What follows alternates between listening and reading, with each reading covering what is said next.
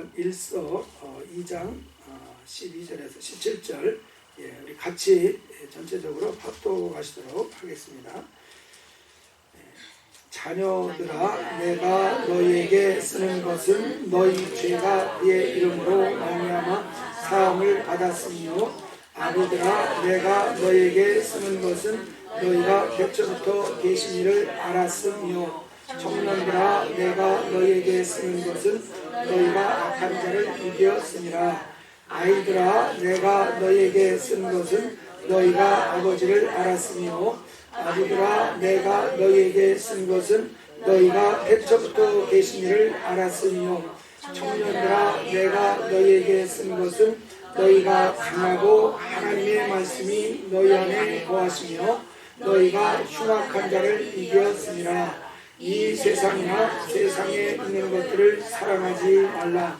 누구든지 세상을 사랑하면 아버지의 사랑이 그 안에 있지 아니하니, 이는 세상에 있는 모든 것이 육신의 정욕과 안목의 정욕과 이 생의 자랑이니 다 아버지께로부터 온 것이 아니요 세상으로부터 온 것이라. 이 세상도 그 정욕도 지나가되 오직 하나님의 뜻을 행하는 자는 영원히 거하느니라. 아멘.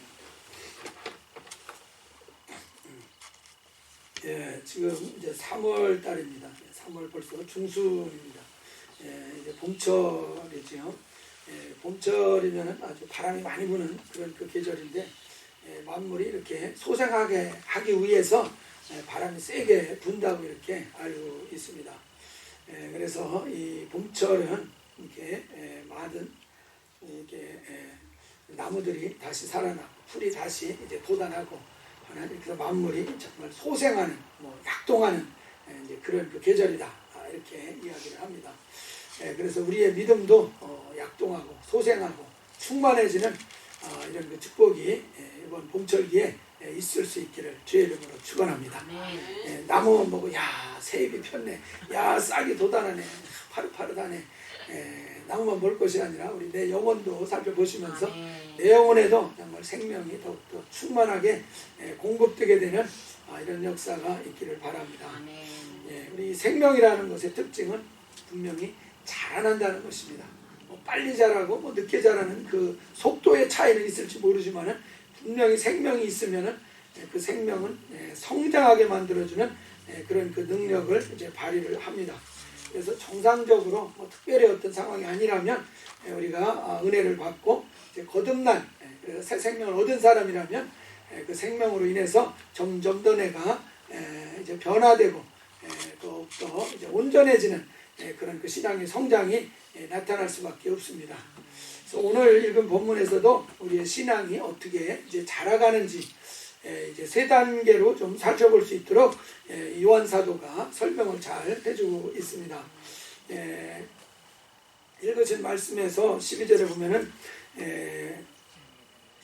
자녀들아, 내가 너에게 쓰는 것은 너희 죄가 그의 이름으로 말미암아 사함을 받은 것 때문이다. 그 다음에 보면 아비들아, 내가 너에게 쓰는 것은 너희가 태초부터 계신 이를 알았습니다. 청년들아, 내가 너희에게 쓰는 것은 너희가 악한 자를 이겼습니다. 그래서 아이의 단계가 있고 아비의 단계가 있고 또 청년의 단계가 있다, 이렇게 말씀하시고, 또 14절에서 똑같이 이제 세 가지의 그 단계로 이렇게 나누어서 설명을 지금 하고 있습니다. 여기에서 우리가 볼 수 있는 그 특징은, 일반적으로 세상적으로 우리 사람들이 자라는 것은 아이가 된 다음에 청년이 되고 그 다음에 아버지가 되는, 장년이 되는 이런 단계로 자라가는데, 여기에서 요한 사도는 아이 다음에 청년이 아니라 아비가 나옵니다. 그리고 아비 다음에 청년이 나온다는 사실입니다. 그래서 우리 신앙의 성장은 아이가 그 다음에 자라서 아비가 되고, 아비가 자라서 그 다음에 뭐가 됩니까? 청년이 되는 이런 단계로 성장한다는 것을 여러분 믿으십니까? 잘 안 믿어지시죠? 이게 청년 다음에 장년이 돼야지 어떻게 이게 아비 다음에 청년이냐. 이게 좀 이해가 안 갈지 모르지만은 영적 성장은 이런 과정을 거친다라는 것을 오늘 좀 잘 이해하실 수 있으면 좋겠습니다. 우리가 기본적으로 이 고린도후서 4장 16절에 보면은 그러므로 우리가 낙심하지 아니하노니 우리의 겉사람은 낡아지지만 우리의 속사람은 날로 어떻게 됩니까? 새로워진다 그랬습니다. 이 겉사람은 시간이 갈수록 낡아집니다. 아이가 청년이 되고 청년이 뭐 장년이 되고 장년이 노년이 되고 이게 점점점 낡아져가는 것이 순리인 거 분명히 알고 있습니다. 근데 속사람은 겉사람이 낡아지고 늙어진다고 해서 그것에 비례해서 같이 낡아지고 늙어지느냐? 그렇지 않다는 것입니다. 속사람은 시간이 가면 시간이 갈수록 날마다 새로워진다 그랬습니다. 새로워진다는 것이 뭐겠습니까? 젊어진다 그 말 아니겠습니까? 그래서 우리의 속사람은 시간이 가면 갈수록 낡아지는 것이 아니라 청년이 되어간다 이렇게 가르쳐 주시고 있습니다. 여러분 하늘나라 가셨을 때 정말 늙은 그 모습으로 나타날 것 같습니까? 젊은 정말 파릇파릇한 정말 예수님 말씀하신 33세에 돌아가셨는데 그 정도 30대 그런 최고 아름다운 그 모습으로 하늘나라에서 발견이 될 것 같습니까? 청년 때의 모습으로 발견된다고 여러분 알고 있지 않습니까?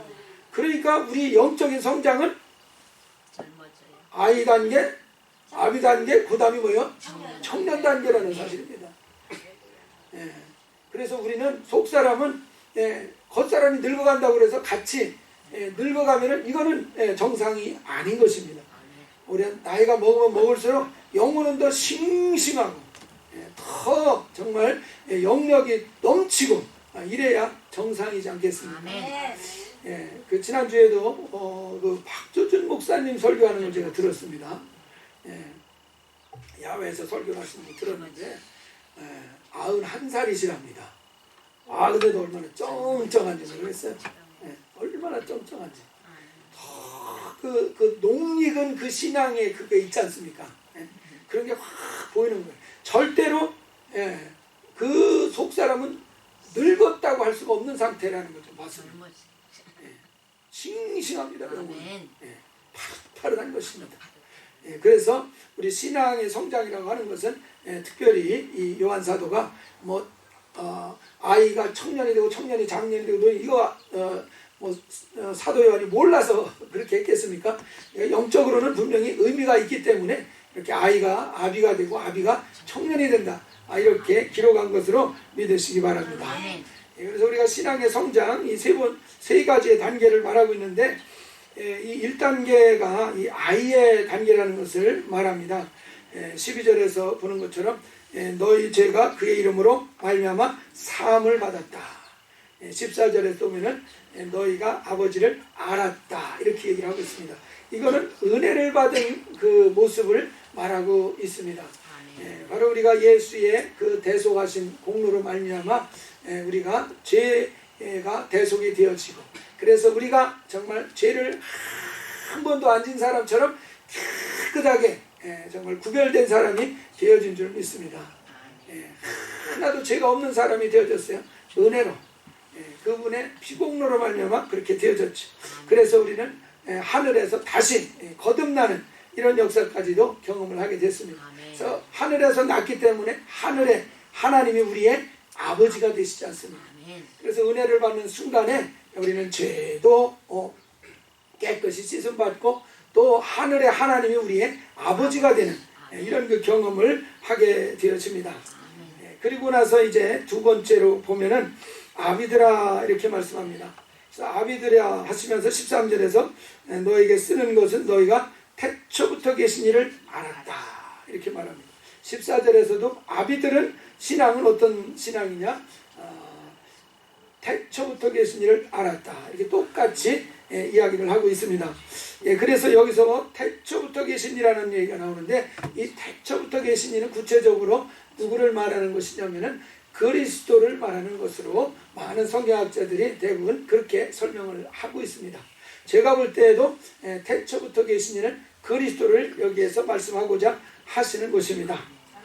그래서 우리가 태초부터 이 세상을 짓기 이전부터 그리스도께서 계셨습니다. 바로 그 그리스도 예수 우리가 요한복음 17장 3절에서도 영생을 얻는다는 것이 두 가지를 알아야 된다는 것을 말하지 않습니까? 17장 3절에서 영생은 곧 유일하신 참 하나님과 그의 보내신 자 예수 그리스도를 아는 것입니다. 그래서 우리가 정말 영원한 생명을 얻으려면 우리가 은혜를 입음으로써 거듭나서 생명을 얻은 것입니다. 그리고 나서 그리스도 예수를 우리가 잘 알아갈 때에 우리는 더욱더 생명이 풍성해지는 그런 그 역사를 경험하게 되어집니다. 그래서 아비의 단계의 그 신앙을 우리가 가지려면은 그리스도를 잘 알아야지 되는데 그리스도를 어떻게 우리가 알 수 있겠습니까? 눈에 보이지도 않으시고 뭐 만져볼 수도 없고 방법은 다른 것이 아니라 예수께서 증거해 주신 말씀을 통해서 그리스도를 우리가 볼 수 있고 알 수 있고 체험할 수 있습니다. 그래서 우리가 이제 예수를 믿고 그분의 말씀을 하나하나 배우고 그분의 말씀을 하나하나 순종해 나아가면서 이제 우리가 아비의 신앙으로 점점 더 자라갑니다. 이렇게 그리스도의 말씀을 하나하나 듣고 순종하면서 배워가는 것, 이것이 다른 말로 하면은 제자로서의 삶을 살아가는 것이라 이렇게도 말할 수 있습니다. 그리고 나서 이제 3단계로 넘어가면은 청년의 그 신앙으로 넘어가는데 이 청년의 신앙은 어떻습니까? 13절에 보면은 너희가 악한 자를 이겼습니다. 그래서 이 청년의 신앙 단계로 가면은 악한 자를 이기는 승리하는 이런 그 신앙이라는 것을 말합니다. 14절에서는 청년들아 내가 너희에게 쓴 것은 너희가 강하고 하나님의 말씀이 너희 안에 거하시며 너희가 흉악한 자를 이겼습니다. 그래서 여기에서도 이 흉악한 자를 이겼다 그랬습니다. 여기서 악한 자, 흉악한 자, 이거는 누구를 가르치는 거겠습니까? 뭐 의심의 여지 없이 마귀를 말하는 것이죠. 그래서 분명히 이 청년의 단계로 딱 넘어가면은 마귀를 이긴다는 것입니다. 그전에는 맨날 마귀한테 쥐어 터지기만 하지 않습니까? 우리가 넘어지고 또 넘어지고 그러는데 이 청년의 신앙으로 넘어가면 마귀를 이긴다는 것입니다. 그래서 승리하는 이런 충만한 신앙생활이 이제 이루어진다는 것을 말하고 있습니다. 근데 여기에서 마귀를 이긴다는 것을 조금 좀 주의를 해야 될 것이 우리가 믿는 자들에게 따르는 표적이 요한복음 마가복음 16장 17절 이하에 말씀하고 있는 것이 5가지가 있지 않습니까? 첫 번째가 내 이름으로 귀신을 내어 쫓으며 방언을 말하며 그 다음에 뱀을 집으며 어떠한 독을 마실지라도 해를 받지 아니하며 병든 자에게 손 얹은 즉 나으리라. 이런 믿는 자에게 표적이 있습니다. 거기에서 보면은 귀신을 쫓아낸다는 말이 나오고 그 다음에 또 뱀을 짓는다는 말이 나오고 있습니다. 여기서 말하는 뱀도 마귀를 말하는 것입니다. 우리가 계시록 12장이죠. 이 계시록 12장 어디입니까? 그 13절인가요? 그 부분에 보면은 옛 뱀, 마귀라고도 하고 사단이라고 하는 존재 이렇게 표현을 하고 있습니다. 그래서 뱀이라는 것은 성경에서는 마귀를 얘기하는 것인데 이 귀신을 쫓아내고 새 방언을 말하고 그 다음에 뱀을 짓는다고 그랬습니다. 그래서 귀신을 쫓는 것과 뱀을 집어내는 것과 구별을 좀 할 필요가 있다는 말씀을 드리고 싶습니다. 귀신을 쫓는 것은 어떻게 쫓습니까? 예수의 이름으로. 그 이름의 권능으로 이제 명하면 귀신은 나간다 그랬습니다. 근데 또 뱀은 어떻게 합니까? 집어낸다고 이렇게 말씀을 하고 있습니다. 그래서 분명히 이 뱀을 처리하는 이런 그 내용들이 분명히 나오고 있습니다. 그래서 우리가 이 귀신을 쫓아낸 것으로 자기 안에 이 뱀도 다 제거를 했다 이렇게 생각하는 것은 조금 좀 정확하지가 않은 그런 면이 있습니다. 그래서 우리가 귀신도 쫓아야 되고 분명히 이 뱀도 집어내야 된다는 것입니다. 여러분 그 귀신은 보통 무엇으로 비유되는지 아십니까? 귀신은 보통 파리로 이야기를 합니다. 파리 아니면 뭐 전갈 같은 거 이런 것들이 이제 귀신을 상징하는 것으로 이렇게 나와 있습니다. 뱀이나 용은 이제 마귀를 상징하는 것이죠. 여러분, 이 파리를 쫓을 때 어떻게 쫓습니까? 그렇게 어렵게 안 느끼시죠? 어렵게 안 느끼시죠? 저 귀신을 쫓는 것, 그리스도 예수의 이름으로 강력하게 우리가 쫓을 수 있습니다. 그리고 우리가 누가복음 9장 49절에 보면은 요한이 여짜오되 주여 어떤 사람이 주의 이름으로 귀신을 내쫓는 것을 우리가 보고 우리와 함께 따르지 아니함으로 금하였나이다. 무슨 얘기입니까? 예수님의 제자들이 귀신을 쫓는 것은 주님이 허락해 주신 일이었습니다. 근데 예수님의 제자로 따라오지도 않는 제3의 인물들이 흉내를 내는 것입니다. 그래서 저 제자들이 예수 이름으로 쫓으니까 귀신이 나가니까 자기들도 예수 이름으로 귀신을 쫓는 이거를 하는 것입니다. 그러니까 제자들이 보니까 이게 그 뭡니까? 이게 특허권 침해잖아요. 특허권 침해. 그러니까 너희들은 하지 마. 이렇게 얘기를 한 것이. 그들은 예수님도 따르지 않으면서 예수님만 가려다가 이렇게 귀신 쫓는 일에만 쓰는 것입니다. 여기에서 알 수 있는 것은 예수님을 제자가 되어서 주님을 따르지 않더라도 예수 이름을 쓰면은 귀신이 나가요, 안 나가요? 나간다는 것입니다. 그러니까 귀신을 쫓는다고 해서 그가 예수님을 꼭 따라가는 사람이라고 볼 수 있습니까? 그렇지 않을 수도 있다는 얘기예요. 예수님을 안 따라가도 예수님의 제자의 삶을 안 살더라도 예수 이름을 가지고서 얼마든지 귀신 쫓는 일은 가능하다는 얘기입니다. 그래서 우리가 이 귀신 쫓는 것만 해도 사실 대단한 일 아닙니까? 세상에 귀신 쫓는다는 얘기를 교회 밖에서 전 들어본 역사가 없어요. 귀신 섬기는 것만 봤지. 이 교회 안에 오니까 귀신을 쫓는 역사, 이것만 해도 엄청난 역사인데 우리가 거기에서 한 걸음 더 나가야 된다는 사실입니다. 그것을 통해서 정말 주님의 이름의 권세와 영광을 받다고 하면은 이제 그분의 말씀을 따라야죠. 그 이름이 정말 영적 세계도 지배하고 다스리는 권능 있는 이름이구나 하는 것을 확인했을 때는 이제 그분의 말씀을 잘 따라갈 때 우리가 더욱더 주님이 원하시는 그런 그 신앙으로 이제 올라갈 수가 있다는 말씀입니다. 그래서 우리가 이 청년들의 신앙은 특별히 귀신을 쫓는 것도 물론 하겠지만은 이 뱀을 집어내는 이런 그 역사, 그래서 악한 자를 이기는 이런 그 신앙이라는 것을 말하고 있습니다. 우리가 주기도문에서 보면은 끝부분에서 시험에 들지 말게 합시고 악에서 구하옵소서 이렇게 고백을 하지 않습니까? 여기서 악이라고 하는 것은 악한 자와 같은 의미입니다. 그래서 이 악한 자를 이긴다는 것은 다른 말로 하면 악을 이긴다는 이야기입니다. 악을 이긴다. 우리가 악이라는 것이 우리 안에 이렇게 존재하고 있다는 걸 발견해 보셨습니까? 내 안에 악이 함께하고 있구나, 이걸 발견해 보셨습니까? 아마 조금만 주의를 기울이면 나는 잘 하고 싶은데 이상하게 내 안에서 이 악한 것이 나를 막 끌어다 땡겨가지고 번번이 넘어지게, 나는 성경을 매일 충실하게 읽고 싶은데 내 눈은 어디로 끌려갑니까? 세상으로 끌려가고 텔레비로 끌려가고 유튜브로 끌려가고 뭔가 자기가 원치 아니하는데 뭔가 끌어당기는 이런 그 요소가 자기 안에 있다는 것을 아마 발견할 수 있을 겁니다. 나는 하고 싶지 않은데 어쩔 수 없이 땡겨서 거기로 가는 어떤 이런 것들, 바로 악이 내 안에 있으면서 나를 끌어당기는 이런 그 일이 내 안에서 지금 이루어지고 있는 것을 말하는 겁니다. 그래서 바울 사도도 로마서 7장에서도 오호라 나는 곤고한 사람이라도 하면서 하는 거예요. 내 안에 악이 함께 거하고 있다.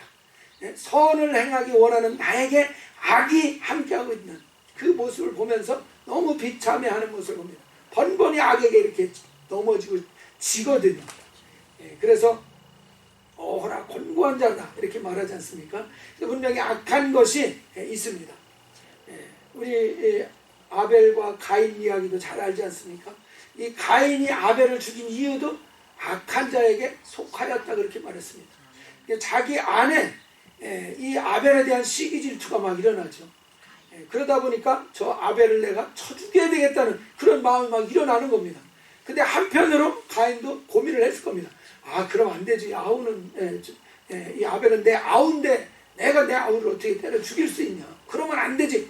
이런 마음도 막 있었어요. 갈등을 할 것입니다. 그런데 악이 이겨버린 것이죠. 그래가지고 행동을 옮겨서 돌로 아벨을 쳐 죽였습니다. 그러니까 악이 그를 지배하는 그런 그 상황이 되어졌습니다. 이렇게 악이 우리 안에 분명히 이렇게 존재해서 우리를 주장하려고 하는 것들이 호시탐탐 이렇게 노리는 이런 그 세력이 있다는 것을 우리가 알 수 있습니다. 근데 청년의 신앙 단계로 올라가면은 이제는 그 악을 이긴다는 것입니다.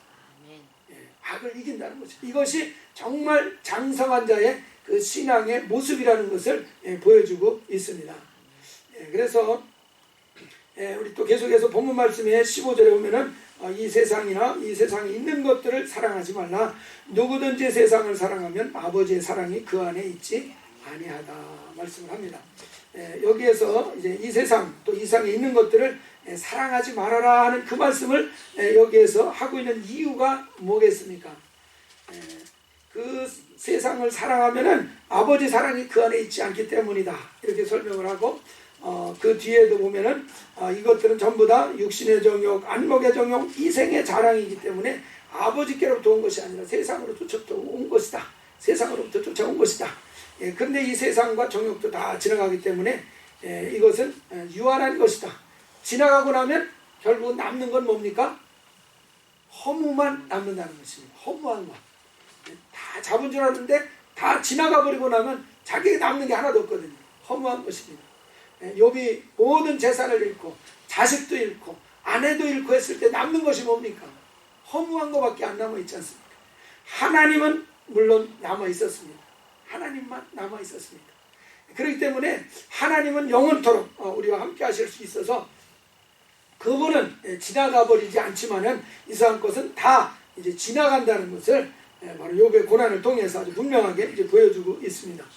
근데 여기에서 특별히 이 세상이나 이 세상에 있는 것들을 사랑하지 말라는 표현을 악한 자를 이기었다는 말 다음에 하는 이유를 좀 생각을 하게 됩니다.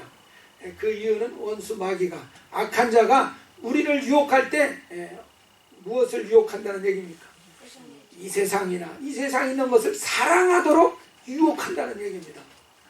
이 세상 것을 사랑하고 이 세상에 정말 마음을 이렇게 좀 이렇게 빼앗기도록 이런 식으로 마귀가 우리를 계속 유혹하고 끌어가기 때문에 바로 여기서는 요한 사도가 이 세상이나 이 세상에 있는 것에 집착하지 말아라. 거기를 관심도 거기에 너무 자기 마음을 쓰지 말아라 하는 것을 말씀하고 있습니다. 하나님께 마음을 쓰고 주님 나라와 그 의를 잘 구하는 것을 통해서 우리의 모든 쓸 것을 공급받는 이런 그 능력을 기르시기 바랍니다. 물론 내가 열심히 노력하면 이 세상에서 필요한 것들을 공급받을 수 있습니다. 그렇지만은 정말 믿음으로 사는 방법을 배우라 이겁니다. 쉽지는 않지 물론. 그래서 그 나라와 그 일을 열심히 구하면은 하나님 분명히 공급하신다고 했으니까 우리가 이 방법으로 이 세상을 살아갈 수 있는 그런 능력을 기르는 것이 꼭 필요합니다. 그럴 때 우리는 영혼도 살고 우리의 몸의 형편도 다 이제 복을 받는 역사가 나타나게 되어 있습니다. 근데 세상 방식으로 살다 보면은 세상 문제가 어느 정도는 해결은 될 수 있지만은 내 영혼은 어떻게 됩니까? 내 영혼은 망한다는 사실입니다. 그러면은 진짜 망한 인생이 되어버리고 말지 않겠습니까? 내 영혼만 나중에 남는데. 그래서 우리가 영혼이 잘 되고 더불어서 육체까지도 잘 될 수 있는 이런 믿음으로 세상을 이기는 정말 삶이 되어야 될 줄 믿습니다. 그래서 마귀는 이렇게 유혹을 하기 때문에 이 세상 있는 것들을 잘 주의해야 된다는 것을 말씀하시고 있습니다. 우리가 이런 것들을 정말 잘 분별해내서 우리가 이겨나가기 위해서는 뭐 어쩔 수 없습니다. 우리 힘과 능력으로 할 수 없기 때문에 성령의 도움을 의지할 수밖에 없습니다. 정말 이 악과 싸워서 이겨보려고 몸부림쳐 본 사람만이 이것을 알 수 있습니다. 나는 거룩하게 의롭게 한번 살아봐야 되겠다. 말씀대로 살아봐야 되겠다. 결단하고 열심히 정말 목숨을 다해서 죽으라 하고 그 말씀을 따라가려고 하는데도 내 힘으로 안 되는 그 뼈저린 좌절을 맛본 사람이라고 하면은 성령의 도우심이 얼마나 귀한 것인가를 아주 뼈저리게 느낄 수 있다는 사실이에요. 예, 우리가 요한복음 16장 7절에 보면은 그러나 내가 실상을 말하노니 내가 떠나가는 것이 너에게 유익이라. 내가 떠나가지 아니하면 보혜사가 너에게로 오시지 아니할 것이요 가면 내가 그를 너희에게로 보내리라 말씀하셨습니다. 그러니까 성령이 오시면은 어떠한 역사가 있느냐? 그가 와서 죄에 대해서, 의에 대해서, 심판에 대해서 세상을 책망하시리라. 누구를 책망하십니까? 나를 책망하는 게 아니라 세상을 책망하신다, 이렇게 말씀하셨어요. 그래서 우리가 성령이 오시면은 나에게 부담을 주는 것이 아니라 오히려 성령께서 오셔서 나를 도우시고 이 세상이 나를 이제 신앙 성장을 방해하는 것들을 막아주시고 물리쳐 주시는 그런 일을 하신다는 것을 가르쳐주고 있습니다. 죄에 대해라면 무슨 뜻이냐? 그들이 나를 믿지 아니함이다 말씀하십니다. 그러니까 믿지 않는 부분을 가르쳐 주신다는 것이요. 그럼 좋아요, 나빠요? 좋은 것이죠. 책망하려고 하는 것은 그것을 깨달음으로써 내가 변화되고 바꿔질 수가 있기 때문에 좋은 것입니다. 아, 내가 주님을 못 믿고 있어서 이런 일이 생기는구나. 여러분, 죄에 눌리는 경우가 다 무엇입니까? 그 예수의 피로 속죄받았다는 것이 안 믿어지니까 죄에 눌리는 것이거든요. 근데 예수의 피가 이 죄도 위에서 피 흘려졌구나, 이 죄를 위해서도 예수의 피가 흘려졌구나 하는 것을 깨달으면은, 믿으면은 그 죄에서 분명히 자유함을 얻게 되어집니다. 그래서 율법으로 의롭다함을 얻지 못하던 모든 일에도 그리스도를 힘입으면 다 의롭다함을 얻는다. 할렐루야. 다 의롭다함을 얻는다는 것이. 그러니까 이것을 보면은 이 어린아이의 신앙의 단계에 있을 때 바로 성령께서 그를 죄로부터 보호하시는 이런 일을 하신다는 것을 알 수 있죠. 의에 대하여라면 예수께서 아버지께로 가니 너희가 다시 나를 보지 못합니다 그랬습니다. 예수는 하늘로 올려가셨기 때문에 다시 사람들이 볼 수 없습니다. 그러나 그분이 이 땅에 그분의 제자들을 남겨놨습니다. 12사도를 남겨놨습니다. 그리고 12사도들에게 그리스도의 말씀을 공급해 주셨습니다. 그래서 12사도들을 통해서 예수께서 전해준 말씀을 우리로 하여금 들을 수 있게 하고 또 배울 수 있게 해주시는 이런 조치를 취해놓고 가셨습니다. 그래서 우리가 성경 말씀에 기록된 그 주님의 말씀들을 하나하나 읽고 배우면서 순종해 나아가게 될 때에 우리는 그 말씀을 통해서 그리스도 예수를 계속해서 보고 경험할 수 있는 역사가 나타나게 되어집니다. 그래서 성령께서는 우리 안에 오셔서 예수님이 하신 모든 말씀을 기억나게 해주시고 생각나게 해주시는 역사를 일으켜서 예수님을 알게 하시고 보게 해주시는 이런 일을 해주십니다. 그러므로서 우리가 아비의 이 단계에서 필요한 말씀을 기억나고 생각나게 해주셔서 그 말씀을 따라갈 수 있게 해주시는 이런 그 역사로 우리를 도우신다는 것을 말씀하십니다. 그리고 또 심판에 대하여라면 이 세상 임금이 심판을 받았습니다. 이 세상 임금도 누굽니까? 마귀 아닙니까? 그래서 성령께서 오셔서 이 세상 임금이 심판받았다는 것을 가르쳐 주신다는 겁니다. 이 세상 임금, 이 악한 자가 악이 심판을 받았다는 것을 우리로 하여금 기억나고 깨닫게 해주신다는 겁니다. 그러면 그 악을 이길 수 있습니까? 없습니까? 이긴다는 것입니다. 이 악한 자가 심판받았다는 것을 알면, 그리고 내 정말 육체가 그리스도 예수 합하여서 침례를 받음으로 내 육체가 이미 세상에 장사지냈다는 것을 알면, 우리가 이 육체라는 것, 정과 욕심으로 똘똘 뭉친 게 이 육체 아닙니까? 정과 욕심이 똘똘 뭉친. 그래서 이 육체를 침례를 받음으로 장사를 지내 버렸다. 믿습니까? 안 믿으세요?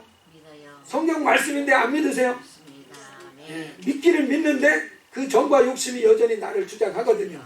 그러니까 안 죽은 것 같이 보여집니다. 그렇다고 그래서 안 죽었네 이럴 것입니까? 성경 말씀은 죽었다고 그랬는데